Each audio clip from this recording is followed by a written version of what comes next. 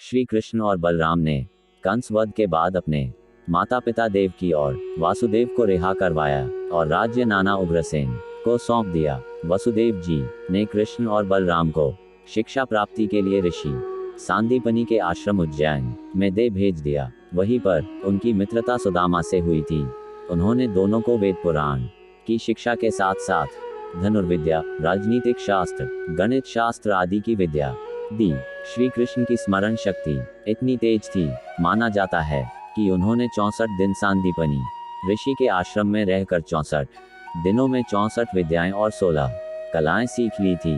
गुरु दक्षिणा का समय आया तो दोनों ने गुरु से गुरु दक्षिणा मांगने को कहा, तो ऋषि संदीपनि और उनकी पत्नी ने श्री कृष्ण और बलराम को गुरु दक्षिणा में उनके पुत्र को वापस लाने के लिए कहा, जो कि समुद्र की लहरों में डूब चुका था। अपने गुरु की आज्ञा का पालन करने के लिए दोनों कृष्ण और बलराम प्रभास क्षेत्र में गए और समुद्र से लहरों में डूब चुके उनके पुत्र को वापस करने के लिए कहा। समुद्र में ने श्री कृष्ण को बताया कि दैत्य शंखासुर समुद्र में छिपा है। मुझे लगता है कि आपके गुरु का पुत्र उसके पास है। भगवान कृष्ण और बलराम ने समुद्र में जाकर शंखासुर को मारकर उसके पेट में गुरु के पुत्र को खोजा, लेकिन वह नहीं मिला। शंखासुर के शरीर से शंख बाहर निकला, जिसे पांचजन्य शंख कहा जाता है। शंखाचूर के शरीर का शंख लेकर कृष्ण बलराम यमराज के पास पहुंचे। यमलोक में जाकर उन्होंने शंख बजाया।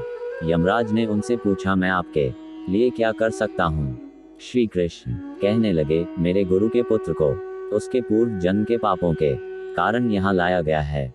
अब तुम उसे मुझे सौंप दो। ये सुनकर यमराज ने श्री कृष्ण को ऋषि संदीपनि के पुत्र को सौंप दिया। श्री कृष्ण और बलराम अपने गुरु के पास पहुंचे और गुरु दक्षिणा के रूप में उनके पुत्र को सौंप दिया। दोनों ने गुरु से पूछा कि आपको गुरु दक्षिणा में और क्या चाहिए, तो गुरु ने उन्हें आशीर्वाद दिया और कहा कि तुम दोनों ने शिष्य के कर्तव्य को अच्छी तरह से निभाया है। सारी सृष्टि में तुम्हारा यश होगा। और ऋषि संदीपनि ने श्री कृष्ण को जगत गुरु की उपाधि दी।